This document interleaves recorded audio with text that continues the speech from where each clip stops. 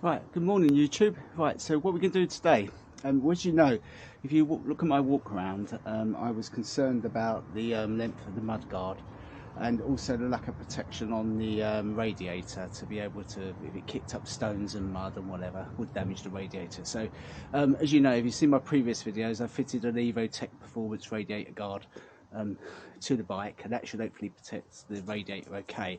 But I think it also needs to be combined with a Fender extender, make that mudguard just a little bit longer, so that less stuff is being chucked up there. Now, to prove that point, on a recent ride out, you can have a look at the ride out if you're that way inclined. I haven't washed the bike since. You can see, let me just show you, that the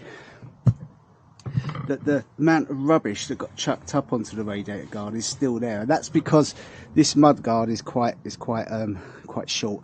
And you can see up here on the skid pan here, there's all mud and whatever. I've deliberately not washed the bike so that I could show you that, and I will do. And one of my concerns is that the holes in the guard would get blocked up with mud on a long ride, and that would obviously affect cooling and lots of other things. And also this guard, even though it's easy to take off and clean, I didn't want really mud getting trapped between the guard and the radiator. So I think the thing that's going to solve that is to fit a Fender extender here, which will bring the mud guard down a little bit, a bit lower. And as you can see, it's quite short. So that's what we're about to do. So firstly, what one did I choose? I bought a pyramid Fender extender. It's black, which matches the mud guard that we've got, so that's good. I've got no painting to do, no sort of matching up of paint and colour code. It could be fitted straight on. It's just like an ABS type plastic. Here's the details of the part that if you're interested. I just got it off their website. It weren't particularly expensive, but I can't actually remember exactly how much it was. Go and have a look yourself. And we're just about to open the packet, see what we've got, and find out how difficult it is to fit. So here we go.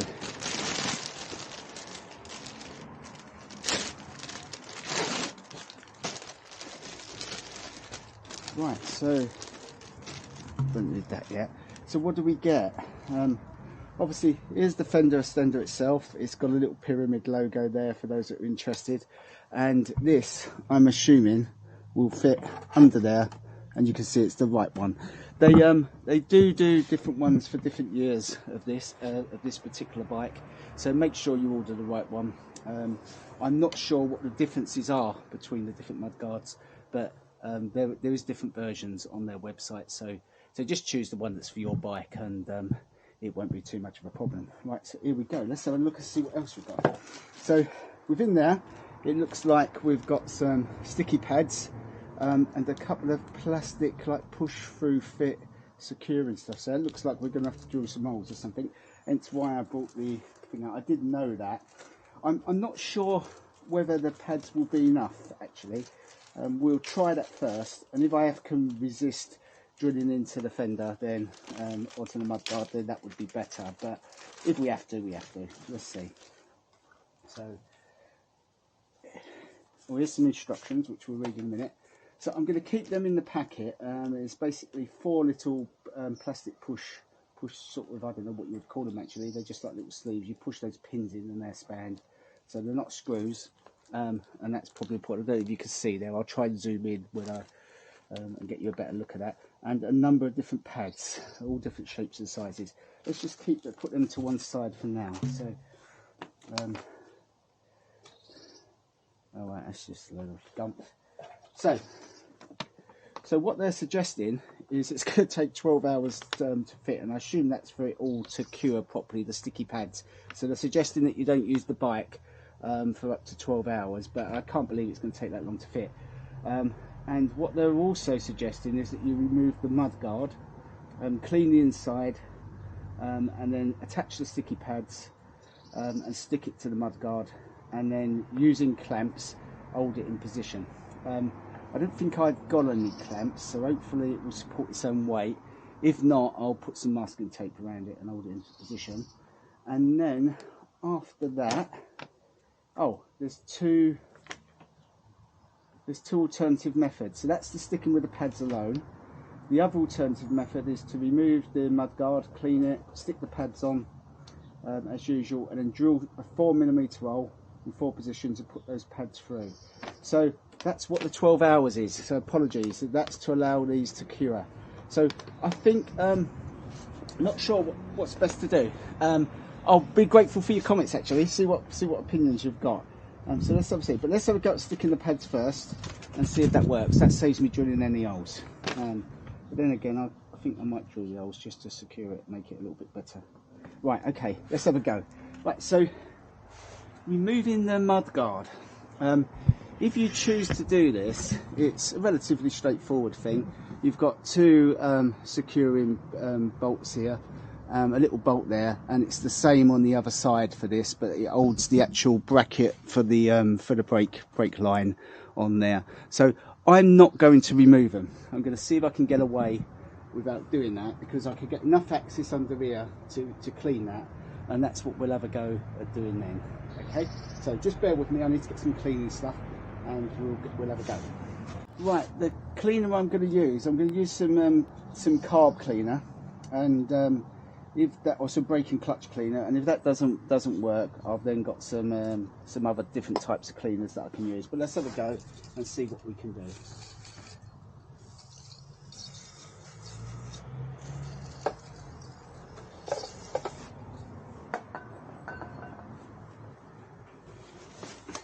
Obviously, this getting this cleaner, you are going to get it onto your tyre if you do it this way, so that might be one of the reasons why they want it removed. And I think if you removed it, you might be able to do a better job at cleaning it. But I'm going to try and cut a few corners if I can and see how this works.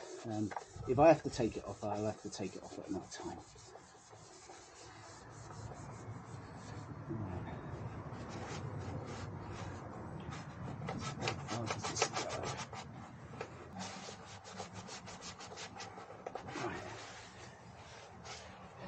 That's probably as clean as we're going to get it.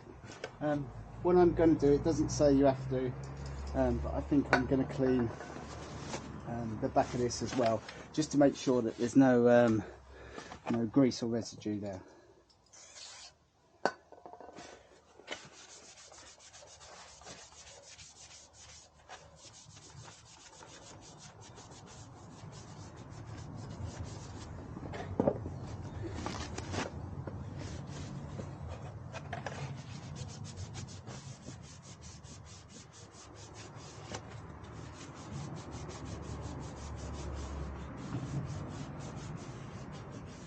Right, here we go.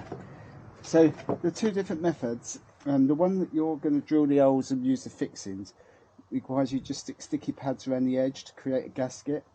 I think I'm going to do, it won't matter even though I have to drill, I think I'll use the bigger ones across here and we'll see how it goes. Let's have a go and see what happens. Let's try and match that pattern. If you can see it, we're going to try and match that pattern with the stickies.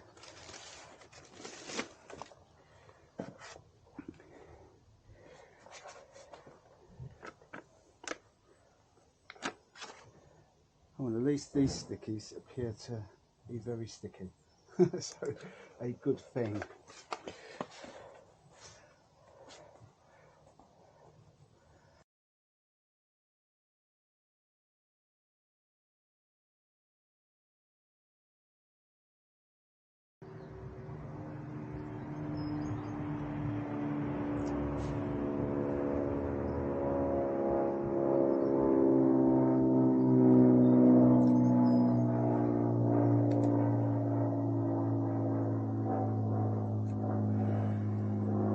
Right, here we go. The stickies are all off. I've just realised why they want you to take the mudguard off, because when I come to position this, the way it's got here, I've got to slide this in. I've got basically one shot. If the mudguard was off, I'd be able to position it and line it up a little bit better. So I'm going to have a go at it. The worst thing that can happen is that it doesn't stick on, and I've got to try and find some more sticky pads to stick it on or fix it in another way. So I'm going to give it a go, because with stripping all that down, it seems a bit of a pain, and I think it's unnecessary. But you will only get one shot at this, and that's the downside of this.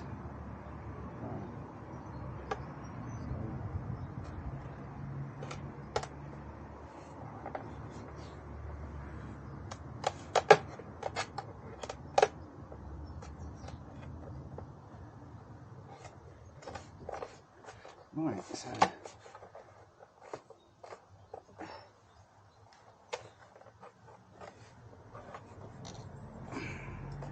does take a bit of force to make these things stick together.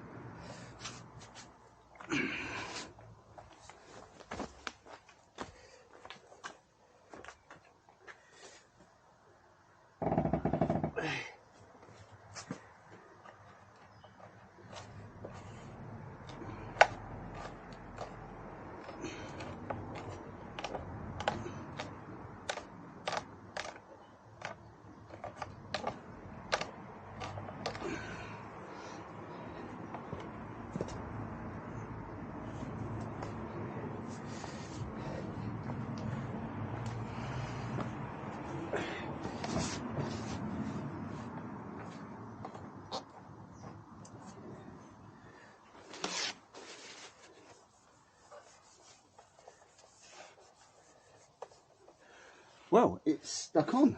I don't think that's going to come off. I generally don't think that's going to need any holes drilling.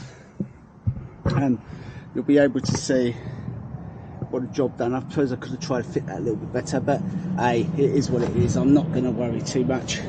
It's doing the job. What the interesting thing is though, is if you see here how much further that brings that mudguard down, and I think that's going to stop all of this. So I think that's a good trick. Probably one of the things is this radiator guard, not necessarily this make, but a radiator guard and a fender extender, I think are essential mods for this bike when you pick one up. And if you've already got one and you haven't done one, I suggest you do that, because the fins in these radiators are quite vulnerable. And also, I think just stopping all of this muck come up is going to be easier to clean the bike, etc. So, looks like that's a job done. What I'm going to do is I'm going to leave it for the 12 hours. I've got no ride planned today or tomorrow, so I'm going to leave it. I'm going to check it in the morning, see if it's okay. If it feels, and it does feel quite strong and fixed well, if I'm worried about that, I'll put the fixings in, and it's quite easy. Bit of masking tape, drill a few holes, put the pins in and push the securing pins in. So piece of cake to do. I'm going to sleep on it. I might decide to do that anyway. We'll see, but so far that looks like a really simple, easy fix. It's quite secure actually, and it's not failing anywhere.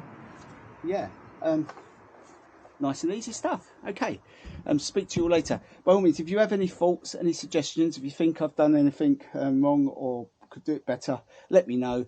I'll take all feedback. It's all taken in a positive light. So, and I'll speak to you soon. So what's next for me now? I've got thanks to Carl, one of the subscribers, I'm going to fit a screen protector. I'll have a go at that later. I'm just going to go and have a cup of tea, and I'll put a little video on there to do that. But thank you, Carl, for that suggestion. I think that's a top tip. More to come on that. Right, speak to you later. Bye.